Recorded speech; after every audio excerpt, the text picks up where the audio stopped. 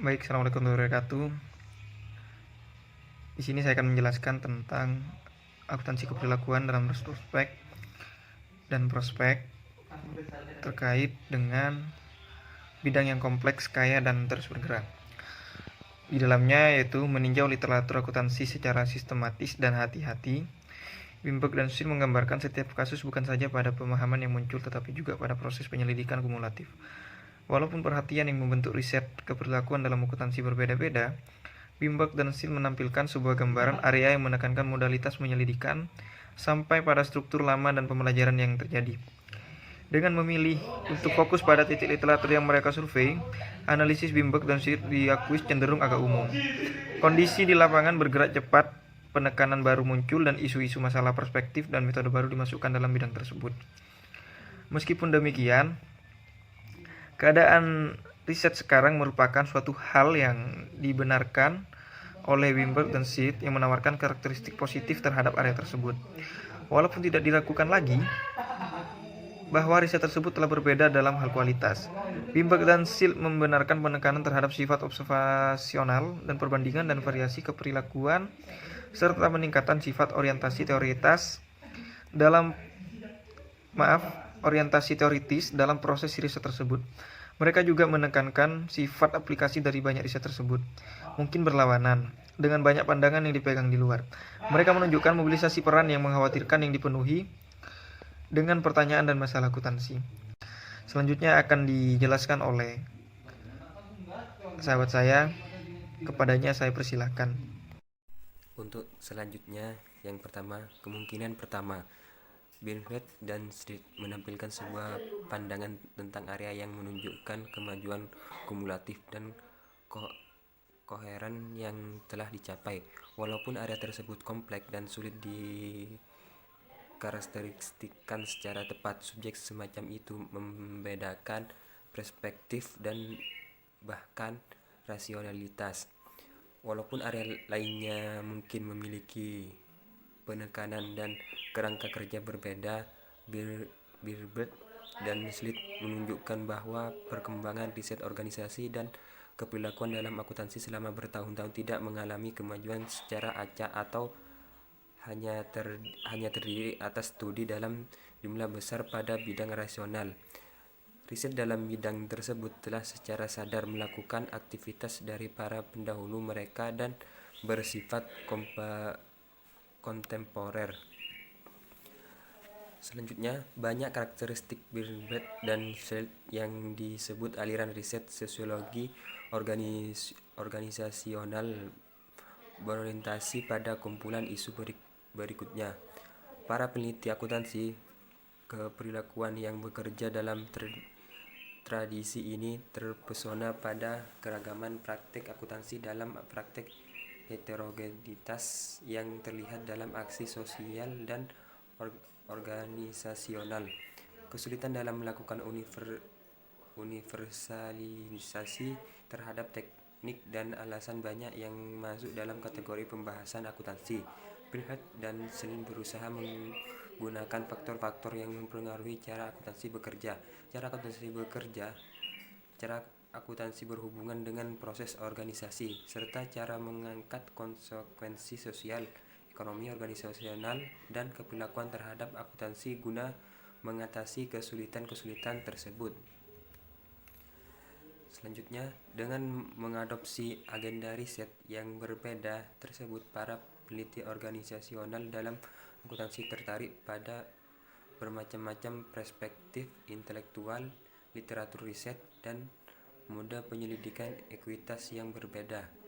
Dengan mengakui keragaman akuntansi, banyak peneliti telah berfokus meningkatkan perspektif tersebut melalui pemahaman praktik akuntansi organisasional yang dapat diperoleh. Namun terdapat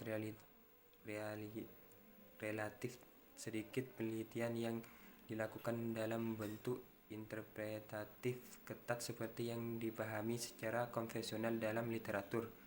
Menyadari pernyataan epistemologis pada sebagian besar ilmu pengetahuan manusia, peneliti organisasi bersiap mengikuti sifat relektif dan konstitutif bukan saja pada akuntansi itu sendiri, tetapi juga pengetahuan yang diperoleh darinya. Hal ini memberikan dasar bagi mereka untuk memisahkan diri pernyataan epistemologis lebih sederhana yang menunjukkan karakteristik bagian lain literatur akuntansi. Selanjutnya yaitu sudut pandang dari luar. Yang pertama, tinjauan yang disampaikan oleh Buchstaller dan Sondem menunjukkan perbedaan yang besar. Sebagai orang luar di bidang tersebut, mereka memberikan sudut pandang dari luar atau without atau sudut pandang non-akuntansi walaupun memahami akuntansi. Dan seterusnya yaitu perspektif tersebut mempunyai manfaat potensial dalam banyak penyelidikan lapangan. Terdapat bahaya introspeksi dan seringkali menantang untuk memperhatikan pandangan mereka yang memahami perkembangan dari perspektif berbeda. Dan yang ketiga yaitu seperti disampaikan Buchstaller dan Sondem, riset akuntansi keperilakuan telah diperhatikan di masa lalu oleh anggota komunitas sosial berbeda. Dan yang selanjutnya, tugas yang diambil oleh Buchstaller dan Sondem adalah sulit.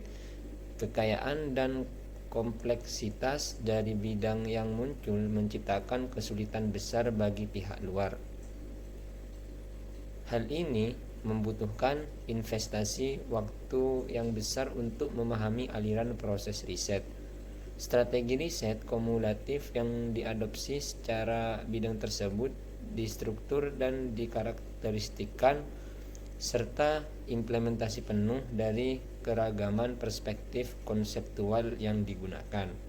Dan yang selanjutnya, survei atas seluruh bidang riset yang berorientasi ekonomi dalam akuntansi mulai dari teori biaya dan laba yang menekankan pada studi pasar modal yang efisien, teori agensi, ekonomi informasi dan organisasi, dan seterusnya akan menjadi tugas yang cukup berat bagi peneliti organisasional atau keperilakuan. Yang selanjutnya, lagi pula tugas tersebut tidak permudah oleh munculnya asumsi seragam tentang rasionalitas keperilakuan yang dominan. Keragaman tersebut tidak muncul dalam area keperilakuan dan organisasional. Dan yang seterusnya, tingkat kesulitan bisa saja semakin tinggi jika orang luar berbicara berdasarkan keragaman ilmu pengetahuan manusia secara umum atau ilmu ekonomi secara khusus dalam mencoba menguraikan proses intelektual yang bekerja dalam analisis akuntansi dan keperilakuan, maka dia harus menghadapi cara beragam energi intelektual yang berbeda dan berasal dari ilmu pengetahuan lain termasuk dan mempengaruhi akuntansi.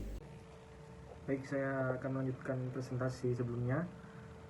Oleh karena itu, Buchstaller dan Sondem dihargai karena melakukan tugas tersebut. Walaupun penulis akan mengomentari sejumlah masalah yang diamati dari pendekatan mereka, masih terdapat banyak aspek dari komentar mereka yang bermanfaat dan berharga untuk dipertimbangkan lebih lanjut oleh komunitas riset keperilakuan. Hal yang bermanfaat adalah tidak hanya pernyataan eksplisit mereka tentang cara memahami area tersebut, tetapi pandangan mereka setidaknya membuka beberapa kemungkinan bagi perspektif keperilakuan dan ekonomi.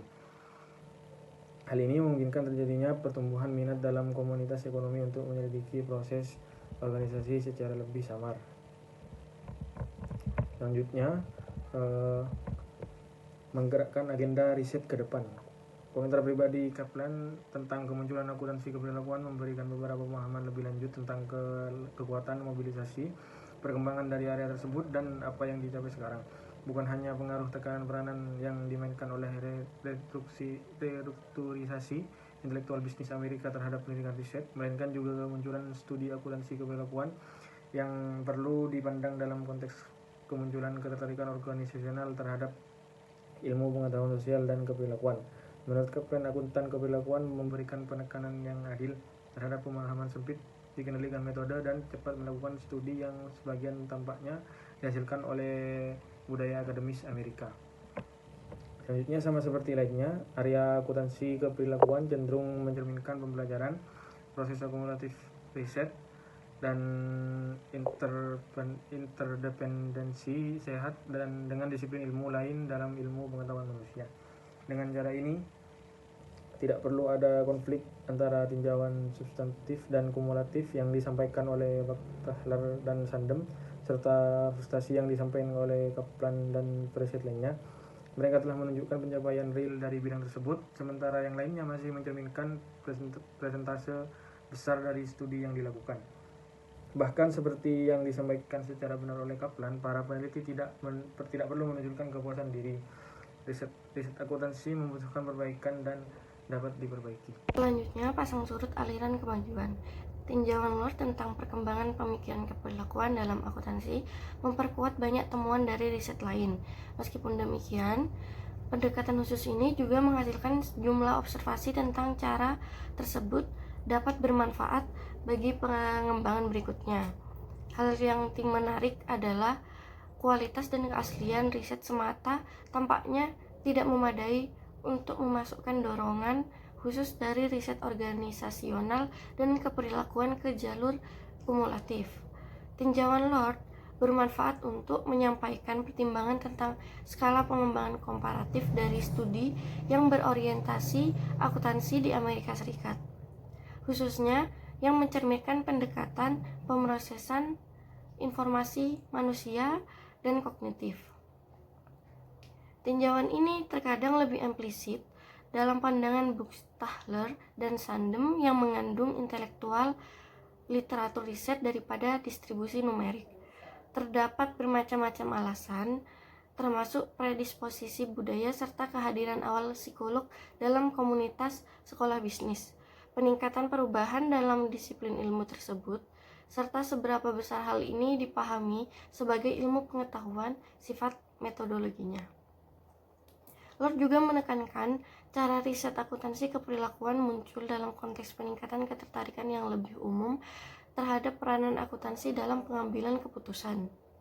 Dengan demikian, ia mengilustrasikan bagaimana pengembangan riset akuntansi keperilakuan berhubungan dengan konsepsi rasionalitas keputusan, setidaknya berdasarkan beberapa kesesuaian teorisasi ekonomi yang mendasarinya. Sekian dari kelompok kami, kurang lebihnya mohon maaf. Wassalamualaikum warahmatullahi wabarakatuh.